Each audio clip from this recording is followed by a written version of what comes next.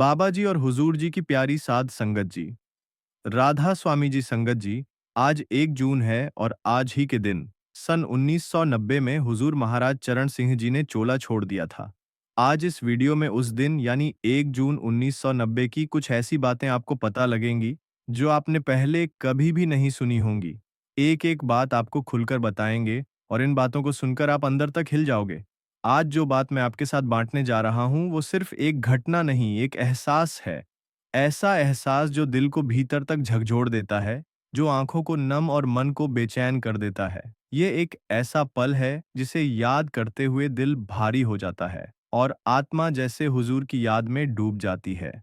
शुरू करने से पहले हम हाथ जोड़कर आपसे विनती करते हैं, हमारे चैनल को सब्सक्राइब करके हमें सपोर्ट करें और कमेंट में राधा स्वामी जरूर लिखें। संगत जी, आज हम उस बेहद भावुक दिन की बात करेंगे जो रूह को कांपने पर मजबूर कर देता है। वो अंतिम दिन जब पूज्य हुजूर महाराज चरण सिंह जी ने इस संसार से विदा ली, तारीख थी 1 जून 1990। आज से पूरे 35 साल पहले का वह मन को तोड़ देने वाला क्षण, जब डेरा अभ्यास की हवाओं में गहरा सन्नाटा भर गया था। आइए, उस समय को एक-एक करके फिर से जीने की कोशिश करते हैं। यह बात मार्च 1990 की है। महाराज जी दिल्ली सत्संग से लौटे थे। वो रोजमर्रा के सभी काम कर रहे थे, लेकिन उनके चेहरे की गंभीरता साफ बता रही थी कि भीतर कुछ और ही चल रहा है। ऐसा लग रहा था जैसे वे सब कुछ करते हुए भी कहीं खोए हुए हैं। उनके अंदर पहले जैसी ऊर्जा दिखाई नहीं दे रही थी, जैसे उनका मन अब इस संसार से अलग हो रहा हो। मैंने आखिरकार पूछ ही लिया, महाराज जी, ऐसा क्यों लग रहा है जैसे आपको कुछ भी अच्छा नहीं लग रहा? उनका जवाब सुनकर दिल से हर गया। बहुत शांत स्वर में बोले, अब किसी भी चीज में मन नहीं लगता। यह दुनिया अब मुझे नहीं रोक सकती। मेरा काम पूरा हो गया है। उन शब्दों ने हमें भीतर तक हिला दिया। अचानक ऐसा लगा जैसे समय थम गया हो। मैं डर गया। फिर दिल्ली सत्संग के दौरान ही महाराज जी को सीने में हल्का दर्द महसूस हुआ था। नई दिल्ली में कार्डियोग्राम कराया गया। डॉक्टरों ने थोड़े आराम की सलाह दी, दवाएं भी दी गईं। सब कुछ सामान्य दिख रहा था, लेकिन उनकी कही बात मेरा काम पूरा हो गया है, बार बार मेरे मन में गूंजती रही। एक शाम टहलते हुए अचानक उनकी सांसें तेज हो गईं और उन्हें टहलना बीच में ही छोड़ना पड़ा। उस समय मई का महीना था और डेरा ब्यास में भंडारे की तैयारियां पूरे जोर पर थीं। महाराज जी की व्यस्तता भी स्वाभाविक रूप से बढ़ गई थी। भंडारे वाले दिन सत्संग के बाद हुजूर ने बताया कि सुबह से सीने में कुछ भारीपन महसूस हो रहा है। हमने निवेदन किया कि कृपया डॉक्टर से मिल लें, थोड़ा विश्राम कर लें, लेकिन उन्होंने सभी को सांत्वना देते हुए कहा, चिंता की बात नहीं है, डॉक्टर से बात हो गई है, शाम को कार्डियोग्राम करेंगे। जो संगत कार्डियोग्राम नहीं जानती, तो हम उन्हें बता दें कि कार्डियोग्राम एक प्रकार का दिल का टेस्ट होता है, जिससे दिल की हेल्थ के बारे में पता लगता है। उस दिन सीने में दर्द होते हुए भी महाराज जी लंगर का निरीक्षण करने गए, सेवा की देखरेख की संगत से मुलाकात की और बाकी सभी कार्य सामान्य रूप से किए। शाम को कार्डियोग्राम हुआ, जो बिल्कुल सामान्य आया। रिपोर्ट को देखकर सेवादारों को शांति मिली। सब सोच रहे थे कि हुजूर जी स्वस्थ हैं। 27 मई को हुजूर ने डेरे में अपना आखिरी सत्संग फरमाया और 28 मई को जब दोबारा जांच हुई तो रिपोर्ट में थोड़े बदलाव दिखे। ब्लड टेस्ट ने साफ कर दिया कि उन्हें हार्ट अटैक आया था। डॉक्टरों और डेरा कमेटी के बहुत समझाने के बाद वे अगले दिन का कार्यक्रम रद्द करने को राजी हुए। उनकी वह बात मेरा काम पूरा हो गया है, अब जैसे और गहराई से समझ आने लगी थी। दिल और भारी हो गया। सौभाग्य से उन्होंने हमें बुलाया। हम कोठी पहुंचे। डॉक्टर पहले से मौजूद थे। उन्होंने कहा कि महाराज जी से ज्यादा बात ना करें, बस दर्शन कर लें। जब हम अंदर गए तो देखा, वही मुस्कुराहट, वही सुकून हुजूर के चेहरे पर था जो हम पिछले कई सालों से देखते आ रहे थे। महाराज जी ने कहा, अब मैं पहले से बेहतर महसूस कर रहा हूँ। उनके यह शब्द थोड़ी राहत देने वाले थे। हमें लगा शायद कुछ दिन आराम करने के बाद सब पहले जैसा हो जाएगा। हम थोड़ी देर वहां रुके, लेकिन मन का बोझ कम नहीं हुआ। और फिर 29 मई की सुबह करीब 10:30 पर उन्होंने फिर हमें बुलाया। इस बार उनकी तबीयत कुछ ज्यादा नाजुक हो गई थी। फेफड़ों में सूजन थी जिससे बोलना मुश्किल हो गया था। फिर भी वह बोले, अब पहले से बेहतर हूं। उनकी उस करुणा और कृपा के आगे हम भीतर तक भीग गए थे। इतनी गंभीर हालत में भी उन्होंने उसी शाम हमें फिर से बुलाया और कुछ जरूरी बातें साझा की। 30 मई की सुबह उन्होंने डेरा के सचिव और कुछ नजदीकी सत्संगियों को अपने पास बुलवाया। फिर उन्होंने एक निर्णय लिया जो हम सबके जीवन के लिए निर्णायक मोड़ था। उस क्षण उन्होंने कमरे में सिर्फ एक डॉक्टर को रहने दिया और बाकी सभी डॉक्टरों, नर्सों और परिजनों को बाहर भेज दिया। उसके बाद जो हुआ वह किसी भी सच्चे प्रेमी के लिए गहराई से झकझोर देने वाला था। हुजूर महाराज ने अपनी वसीयत लिखवाई। हुजूर ने सरदार गुरिंदर सिंह ढिल्लो जी, जो पंजाब के मोगा जिले से हैं और सरदार गुरमुख सिंह ढिल्लो के सुपुत्र हैं, को अपने आध्यात्मिक उत्तराधिकारी के रूप में नामित किया। हुजूर ने बाबा जी को सत्संग और नामदान देने की संपूर्ण शक्ति सौंपी। वसीयत लिखे जाने के बाद हुजूर ने अपने चश्मे से उसे बारीकी से पढ़ा, फिर गवाहों को बुलवाकर उन्हें भी हर पंक्ति सुनाई। उनकी आवाज स्पष्ट और दृढ़ थी और जब उन्होंने दस्तखत किए तो उनके चेहरे पर एक अलौकिक आभा झलक रही थी। ऐसा लगता था जैसे उनके सिरहाने कोई दिव्य प्रकाश सजीव हो उठा हो। उस समय जो सत्संगी वहां मौजूद थे, उनकी आंखों में आंसू थे, चेहरों पर असीम पीड़ा थी। यह देखकर हुजूर मुस्कुराए और बोले, फिक्र न करो, मैं जल्दी ही बिल्कुल ठीक हो जाऊंगा। उनके इन शब्दों ने थोड़ी राहत दी। फिर हम वसीयत की प्रतिलिपि तैयार करवाने के लिए नीचे आ गए। 31 मई की सुबह उन्होंने डॉक्टर से कहा, अब यह शरीर सेवा के योग्य नहीं रहा। अब इसे और थामने का कोई लाभ नहीं। डॉक्टर ने विनम्रता से हुजूर की इस बात का विरोध किया। डॉक्टरों ने कहा कि हुजूर जी, यह महज अस्थाई बीमारी है और जल्द ही आप पूर्णतः स्वस्थ हो जाएंगे। इस पर महाराज जी ने शांत स्वर में उत्तर दिया, सब कुछ मालिक की मर्जी से ही होता है संगत जी। हुजूर जी तो बहुत पहले ही जान चुके थे कि इस दिन और इतने बजे वह चोला छोड़ देंगे। फिर उसी दिन यानी कि 31 मई को सुबह करीब 10:30 पर उन्होंने हमें फिर बुलवाया। अब उन्होंने ऑक्सीजन हटवा दी थी। उनका चेहरा दिव्य तेज से दमक रहा था। ऐसा रूप देख कोई कल्पना भी नहीं कर सकता था कि वह व्यक्ति बीमार है। यह दृश्य जैसे किसी और ही लोक से आया था। 1 जून की सुबह हमें बताया गया कि दिल्ली से एक वरिष्ठ हृदय रोग विशेषज्ञ आए हैं और हुजूर महाराज का परीक्षण कर रहे हैं। हम अपने कमरे में बेसब्री से प्रतीक्षा कर रहे थे। करीब 11:30 जो खबर आई, उसने हमारे भीतर जैसे सब कुछ तोड़ दिया। हमारे प्रिय सद्गुरु, हमारे मार्गदर्शक, हमारे प्राणप्रिय हुजूर महाराज अब इस नश्वर संसार में नहीं रहे। उस क्षण समय जैसे थम गया। शब्द चुप हो गए।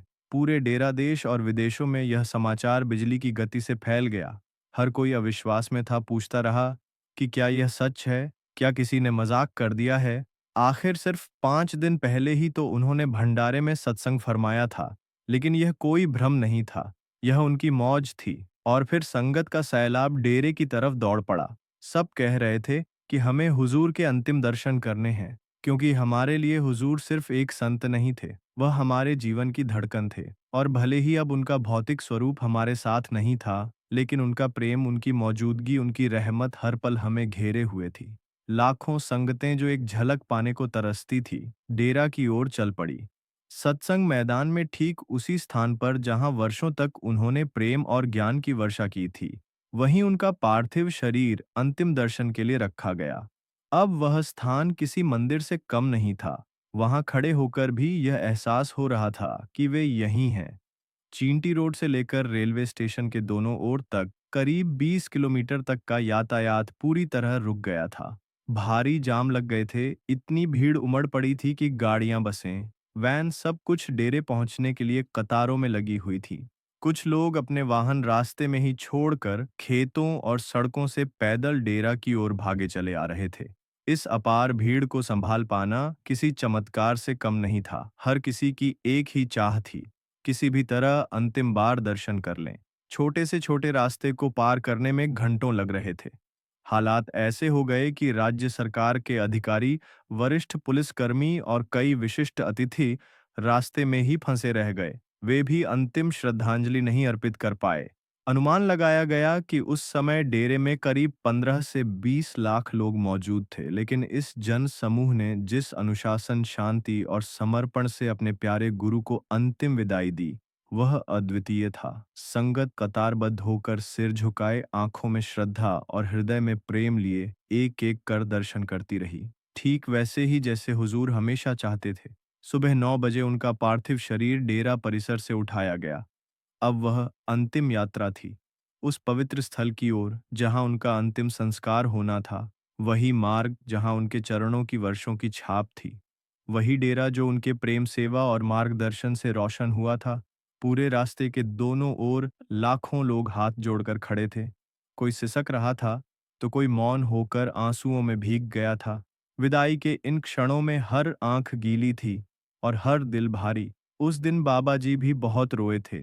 और फिर जहां पर हुजूर महाराज जी ने सेवा और सत्संग का दायित्व छोड़ा था, वहीं से वर्तमान सद्गुरु बाबा जी ने उस जिम्मेदारी को अपने कंधों पर लिया। 10 जून का वह दिन एक नए अध्याय की शुरुआत बन गया।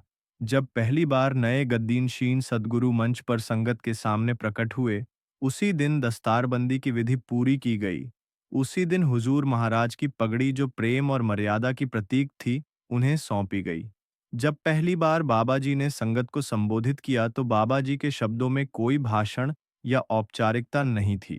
बस प्रेम था, दर्द था और गहराई से उठी संवेदनाएं थीं। उनका गला बार बार रंध जाता, वाक्य अधूरे पड़ते, पर उनकी हर बात सीधे हृदय में उतरती थी। यह किसी किताब की भाषा नहीं थी, यह एक आत्मा की पुकार थी। उनकी वाणी, उनका हर शब्द, हर भजन जैसे संगत के अंदर सोई भावनाओं को फिर से जगा रहा हो। और फिर वह घड़ी आई जब उस रूहानी विरासत का आधिकारिक दस्तावेज सामने रखा गया। हुजूर महाराज का वसीयतनामा। उन्होंने यह दस्तावेज पूरी जागरूकता, संतुलन और समझदारी के साथ तैयार किया था। यह केवल उत्तराधिकारी की घोषणा नहीं थी, यह एक युग के समापन और एक नए युग की शुरुआत की पवित्र मूर्ति। हुजूर महाराज ने जाते जाते भी अपने प्रेमियों के लिए सब कुछ सुलझाकर व्यवस्थित कर दिया ताकि रूहानी धारा निर्बाध आगे बहती रहे। और जब बाबा जी ने पहली बार संगत को शब्द कहे, उस समय का माहौल ऐसा था कि हर आंख नम थी, हर दिल भरा हुआ। बाबा जी ने बहुत ही भावुक स्वर में संगत से कहा, आज हम सब यहाँ एक बेहद संवेदनशील और दुखद घड़ी में इकट्ठा हुए हैं। हमारे प्यारे महाराज जी, जो हमारी जिंदगी का उजाला थे, अब हमारे बीच नहीं है। ऐसा महसूस होता है जैसे कोई अमरदीप बुझ गया हो और अब हम उस रोशनी के बिना रास्ता कैसे पाएंगे, ये समझ नहीं। जी की दुनिया में उन्हें थोड़ा और समय मिल सकता था, लेकिन उन्होंने खुद तय कर लिया था कि अब वे अपनी सौंपे गई जिम्मेदारी पूरी कर इस नश्वर शरीर को त्याग देंगे। इस समय मेरा अपना मन भी बेहद दुखी है।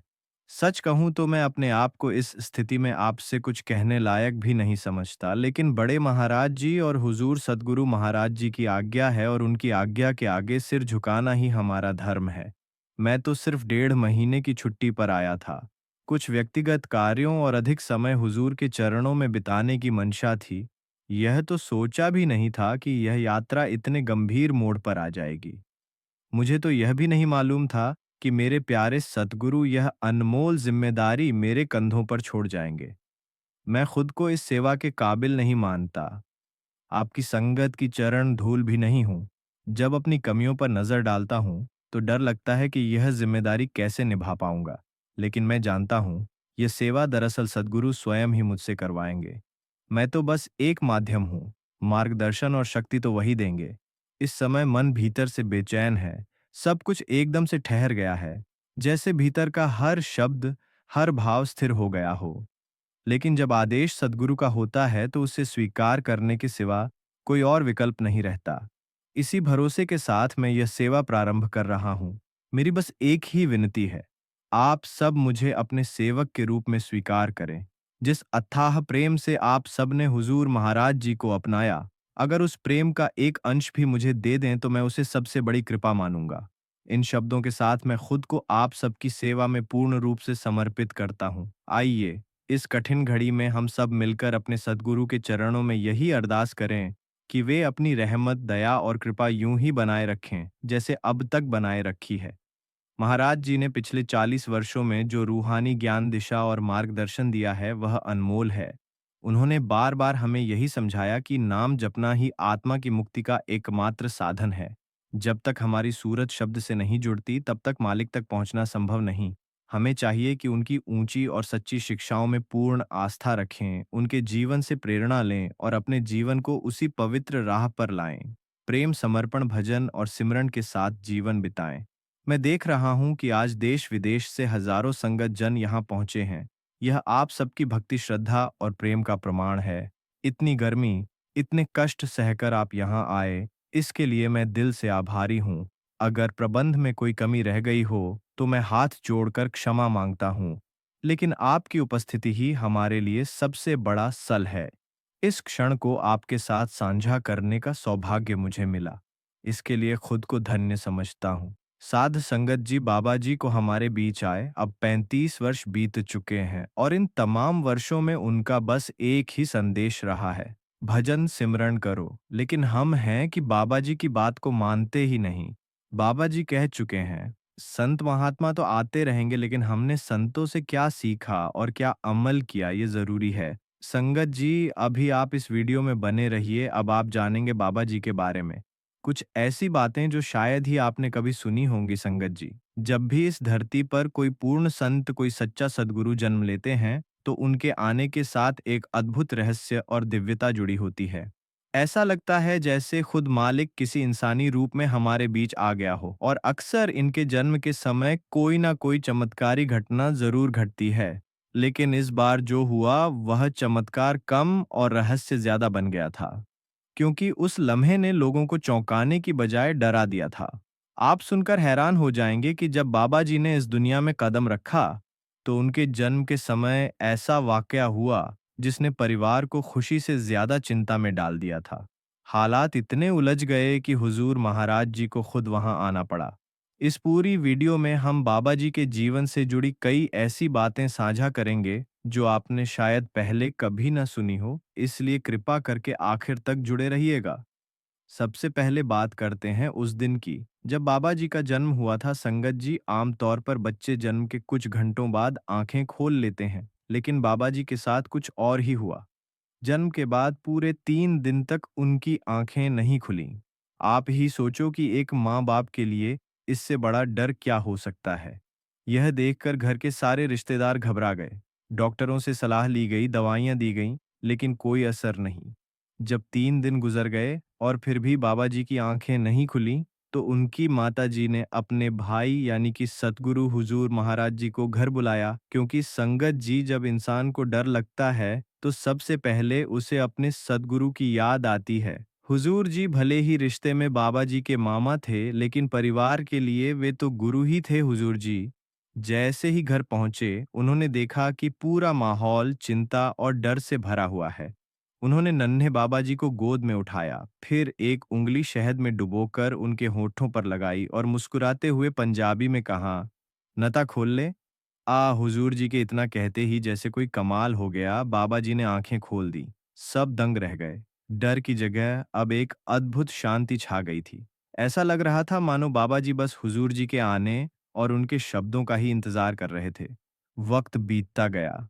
बाबा जी जब 4-5 साल के हुए तो एक बार फिर एक ऐसा वाकया हुआ जिसने सभी को सोचने पर मजबूर कर दिया। उस दिन हुजूर हुजूर जी बाबा जी के घर आए हुए थे। बाबा जी बाहर खेल में मग्न थे। उनकी माताजी ने उन्हें बुलाया और कहा, बेटा हुजूर जी को राधा स्वामी कहो। लेकिन बाबा जी चुपचाप खड़े रहे। फिर कहा, बोलो सत श्री अकाल राधा स्वामी। लेकिन बाबा जी ने ना कुछ कहा, ना हिले, और फिर से खेलने में लग गए। माता जी को यह व्यवहार ठीक नहीं लगा।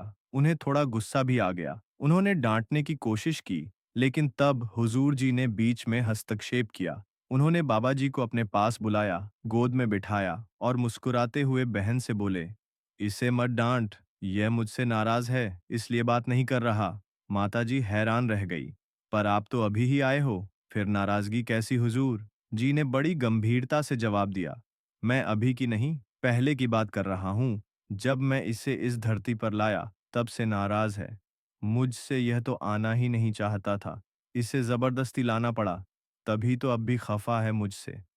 संगत जी, हुजूर जी के ये शब्द केवल भावनात्मक नहीं थे, बहुत गहरे थे।